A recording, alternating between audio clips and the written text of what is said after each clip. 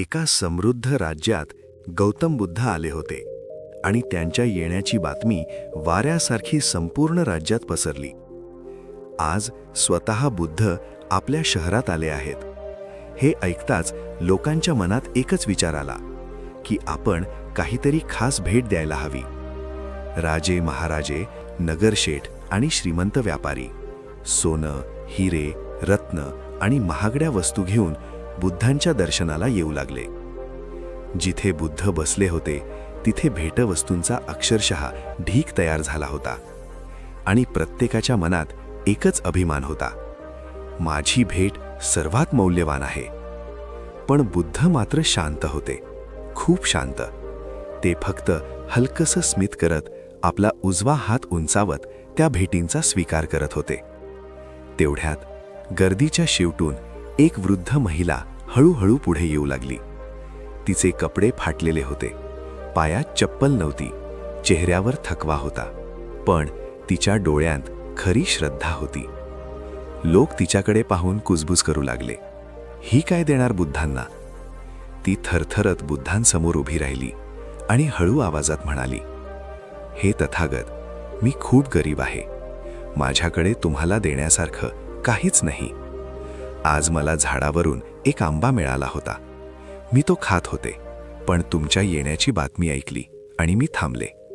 आता माझ्याकडे फक्त हा अर्धा आंबा उरलाय. जर तुम्ही तो स्वीकारलात तर माझं आयुष्य धन्य होईल.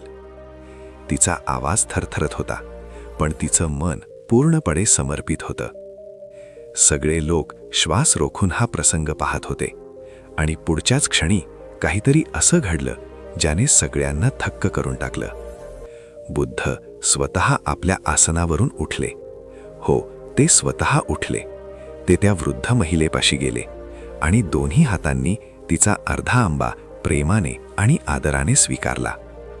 त्या क्षणी त्या महिलेच्या डोळ्यांत आनंदाश्रू आले, जणू तिचं संपूर्ण आयुष्य आज सफल झालं होतं.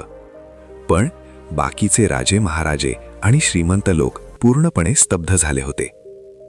त्यांच्यापैकी एक नगरशेठ पुढे आला आणि म्हणाला, भगवन, आम्ही तुम्हाला इतकं मौल्यवान दान दिलं, तेव्हा तुम्ही फक्त हात हलवून स्वीकार केलात, पण या अर्ध्या आंब्यासाठी तुम्ही स्वतः उठलात, असं का?